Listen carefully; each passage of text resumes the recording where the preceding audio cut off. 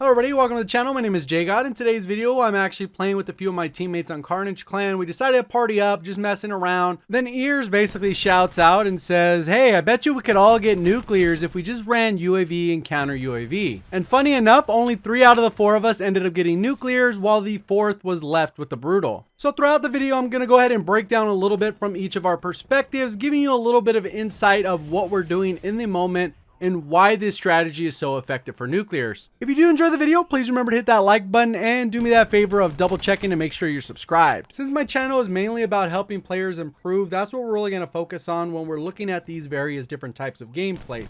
We have a little bit of Spitfire gameplay, Auger DMR, we have the MOG 12 as well as the MX9, all on the exact same map. So when we're looking at Nonstop's perspective, you can see he plays very aggressive with the Spitfire, and that's the way this weapon is meant to be played. You're not going to win a ton of medium to long range engagements unless you're just going against bad players. So just above the score streaks, you can see there's an overhead view of the map firing range. So obviously gun skill and all that type of stuff's important, but it's really important to understand where spawns are on pretty much every map. Most good players, if not all good players, have a general idea of where all the spawns are on the map at pretty much any given time. Obviously, it's nice to have that constant UAV spam because that's going to tell you where enemies are in the moment. But the other part that's kind of missing from that is if people run ghost. So what good players are continually doing is looking at where their teammates are at on the minimap. They see where those red dots are at the minimap.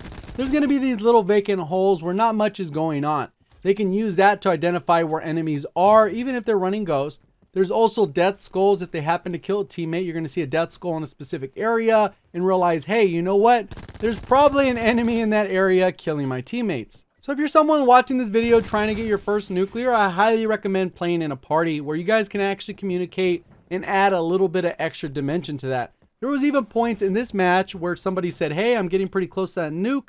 Can you line me up with the next person?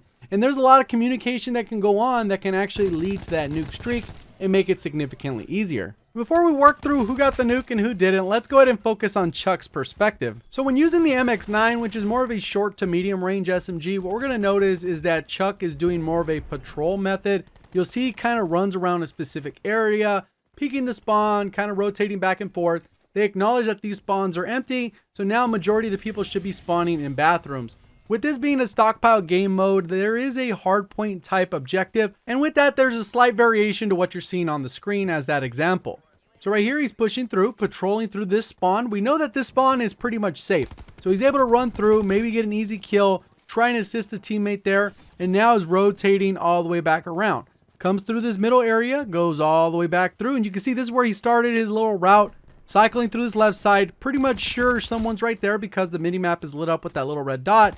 Someone's in here, he goes aggressively to try and attack them since they are getting shot from the other angle. And you can see how he just patrols this general area. He kind of stays around where this tree is, loops all the way back around, cuts through the little tin building, and then circles back to where he is. And those types of patterns develop over time. You kind of get comfortable with the specific rhythm that, hey, I know where people are going to be spawning in at specific times.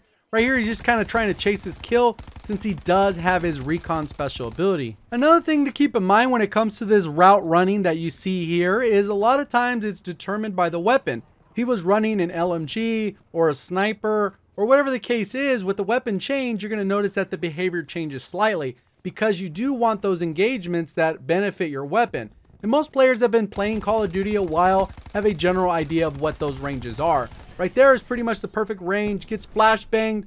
Luckily, they get cleaned up by a teammate and he's able to stay in safety. So you can see probably even based off muscle memory, he gets as close to this wall as possible before he actually strafes out. With the enemies coming towards him, they're closing that distance. He strafes out, gets a nice clean kill with as few shots as possible. So I'm actually going to have you listen to Ear's perspective as he's playing through because he's kind of thinking out loud, giving call outs, all the different type of stuff going on. And with the MOG 12, you got to be a very patient player. You can't just aggressively push across the map. And probably one of the most important tips when it comes to the MOG 12 is to use the environment as cover.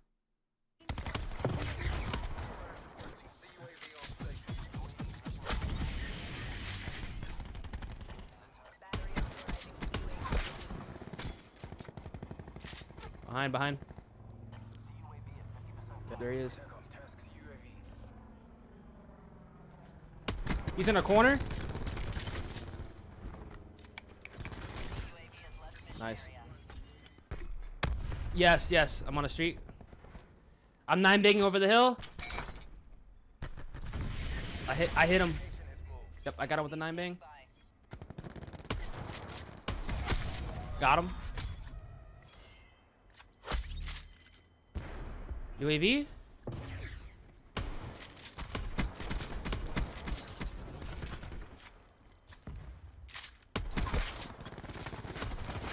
Nice.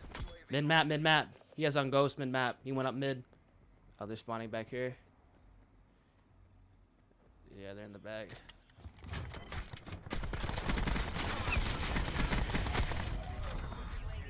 Got them both back there.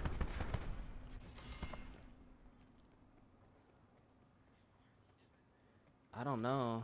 I think he's top. That kid's up top. Oh shit, I got 9-bang. Hold on. Where? Bathrooms. I'm gonna 9-bang that. I got him. I 9-banged him.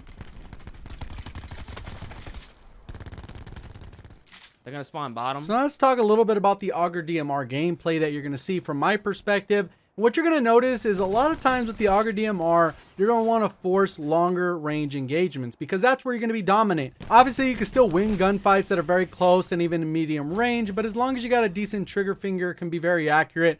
The Auger DMR is probably the nastiest weapon in the game. So for the most part, you're going to see me stick in this general region between this side of the trailer and the opposite end of the trailer because that's where a majority of these long sightlines are. So if you have a specific playstyle you're trying to go for, make sure you pick the right weapon for that playstyle. Obviously, I'm not going to be running gun with the Titan, even though if you're a good player, you can actually do it. That's not necessarily the point of the playstyle. It's which one is you're going to be most dominant with. And that's one of the reasons why I think a lot of times people struggle with certain weapons because they decide to play them uncharacteristically.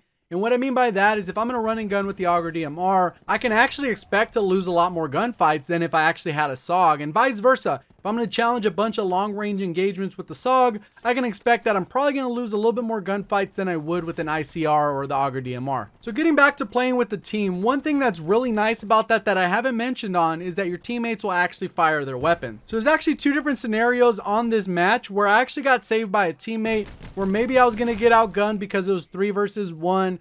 Or all of a sudden I was about to get flanked from someone from the side and one of my teammates actually fired their weapon and took that player out. 9 times out of 10, if you're playing a regular public match solo, your teammates will not fire their weapon and you are almost 100% guaranteed to die. So I've already gone through the map breakdown, a little bit about how you play differently with each of the weapons from each of my teammates' perspective as well as my own. Let's go ahead and talk about who got the nuke and who didn't get the nuke. So let's go ahead and see how I did. So I actually knew they were rushing me. So I TAC 5 boosted as they were going to be coming in the door to make sure I actually had that health advantage. Luckily, I didn't need it. Got a nice little quad feed. That is the start of my brutal streak. Then I'm shooting another guy in the back. And then I make sure I focus on these long range engagements. You're going to see me end up shooting someone in the spawn from about as far as possible on this map. Then I see someone at peek over the little front of this Jeep. Take them out, nice little clean kill. And then I'm very close to this streak. I see another person running out of spawn, clean them up. I get this last guy and I do get the nuclear. So now we'll go ahead and take a look at Chucks and you're gonna see he's still patrolling this area, running recon, is about to get his special ability right here. Sees a couple people through the wall, gets his brutal medal. Still gets in a couple more engagements. One happens to be very, very close. You're gonna see how close it is. Does he die? Does he not die? Does he end the streak? He ends up coming around the corner. Here's the closest engagement that you'll see when you're trying to go on one of these streaks. It's almost inevitable, guys. When you do go on these long streaks, once you get towards the end, you will almost always choke that last gunfight that is about to get you that nuclear. And you're going to see it happen very close right here. So he ends up taking this last guy out and he gets his nuclear. Now let's go ahead and check out Nonstop while he's on his streak. He's getting very close. You can see there's still a good amount of time left on the clock. So there's no need to rush, but obviously with Nonstop's playstyle using this gun, he's going to be running nonstop. Aggressively, there's the engagement I was talking about where you almost die off of your streaks, and then he cleans it up and gets that nuclear. Now let's go ahead and check out what happened to yours. If you enjoyed the video, hit that like button. All the channels are linked in the description below, so feel free to go ahead and subscribe, and let's go ahead and see what happened. Nice.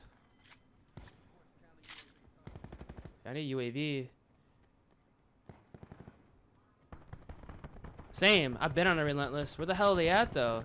Oh, nice, JGOD.